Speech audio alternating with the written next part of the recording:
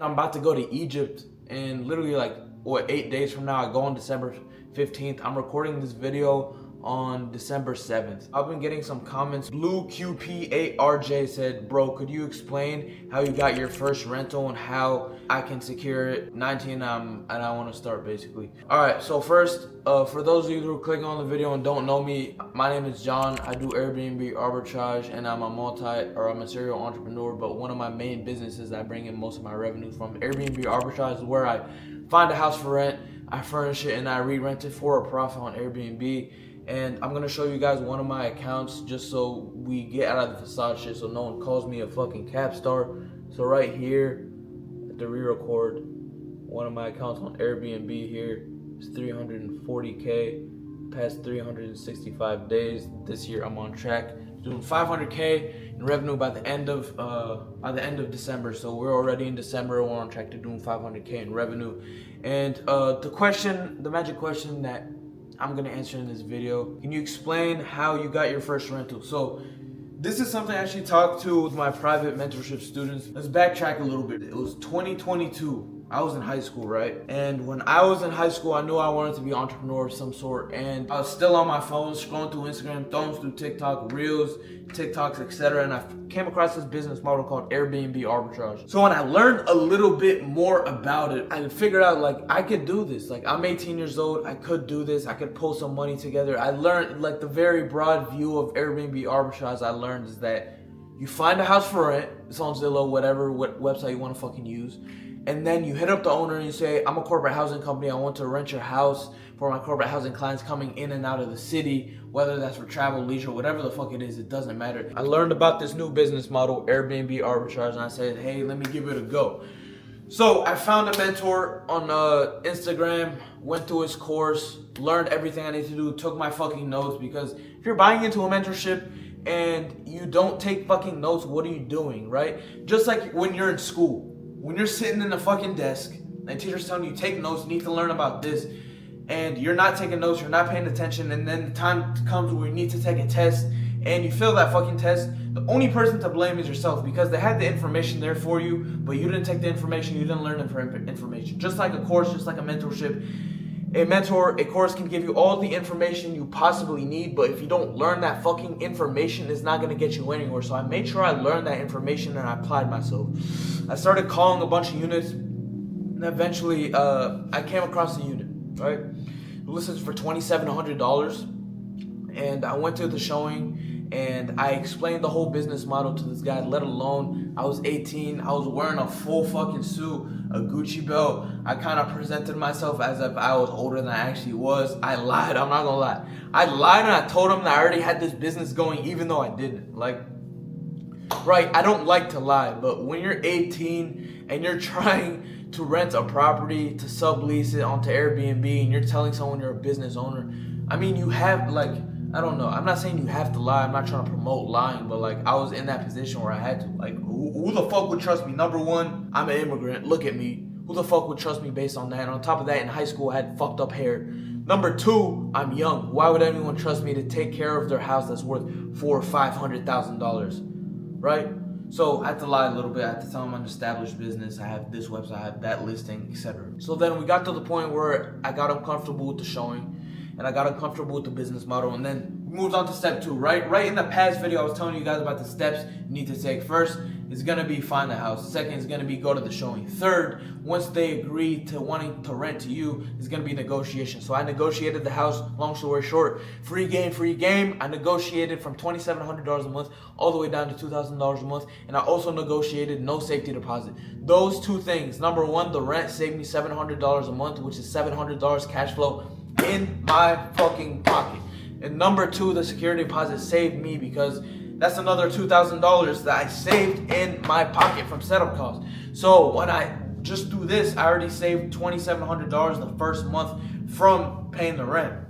So I did that, and after I did that, I furnished the unit, and after I furnished the unit, obviously I listed on Airbnb after I got the photography together.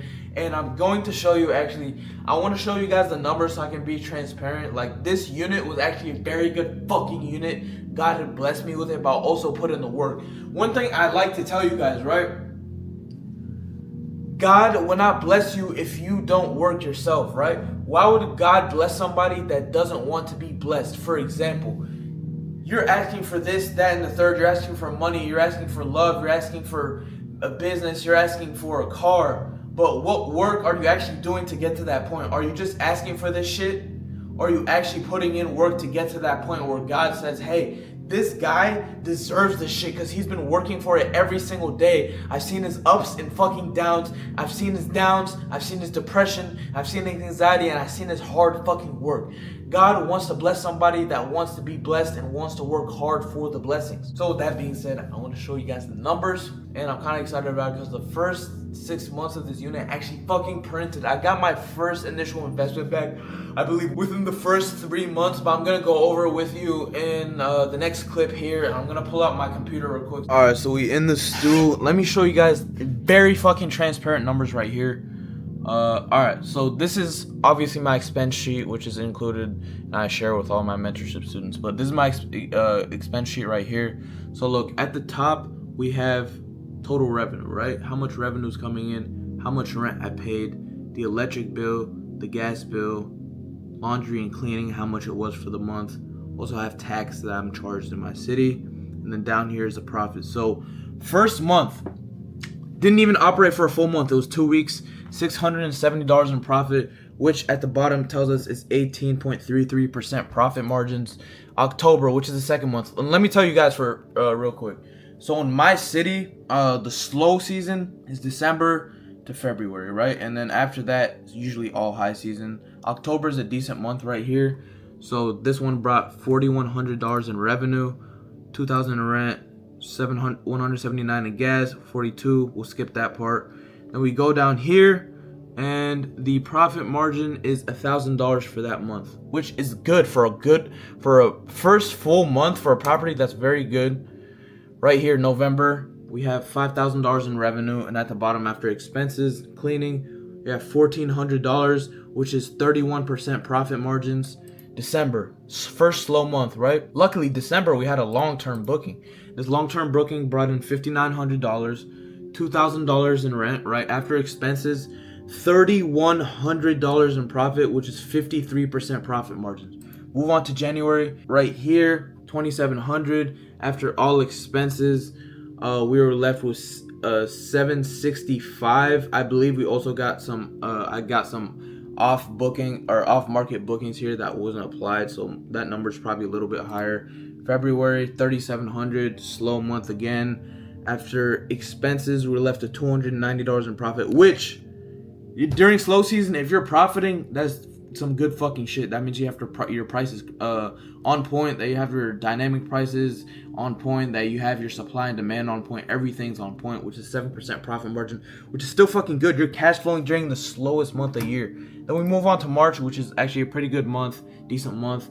$3,900 revenue. We got $1,100 in profit right here off this property. Then we got April, $5,000 in revenue, $1,600 in profit after expenses. Then we're gonna show you the last month in May, $5,500 in revenue, which $2,400 in profit. So after doing calculations, I think, all right, look, so we'll go through it. May, $2,400, April, $1,600, so that's already $4,000. Add another that's $5,100, that's $5,400, 54 plus this, that's $6,200, 62 plus that's $9,400, unless I'm retarded. 94 plus this, 98, $10,800, 10,800 plus this, $11,900, and then on top of that, 11,900 plus that.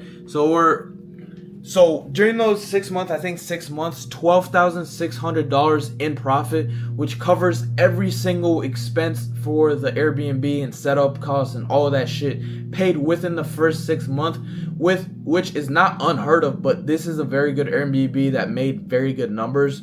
So that's why it produced the way it did. With that being said, like, the reason I showed you guys these numbers because I want to be open and transparent as possible. Because if I'm trying to teach something, I want to show you the ins and outs. I want to show you the positives and negatives, because there's a lot of positives, there's some negatives. Just like any other fucking business, there's always going to be negatives, there's always going to be positives, but which ones outweigh the other ones?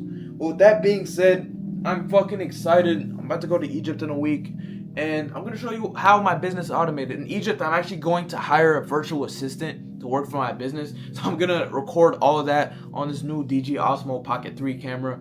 I'm gonna take you guys through the whole process, and I wanna be open and transparent as possible with everything I do in my business, because why not, right? If I'm showing you guys shit's possible and I can do this and I make money here, why not show you that shit? I hate capping. I hate people that fucking lie. So the last thing I want to do is lie to you guys, right? I'm going to show you the revenue. I'm going to show you the profits. I'm going to show you the ins and outs of my business. And if I happen to fucking fail one day, I'm going to show you the failure. Because when you fail, it fucking teaches you a lesson. But what comes from failure is success. But what comes from failure is also staying down and being a failure. So when bad things happen in your life, you either lament over it or you get your bitch ass up and you move on to the next step and you learn from your mistakes. So if you like this video, I told you guys about the process of how I got my first fucking unit and spit a little game and got a little personal too. I don't want these videos to be me being a square motherfucker saying, this is how you start Airbnb, this is how I started my business. I'm showing you guys that I'm a real fucking person too. I'm a real ripped motherfucker. I'm 20 years old. I'm out here doing this shit.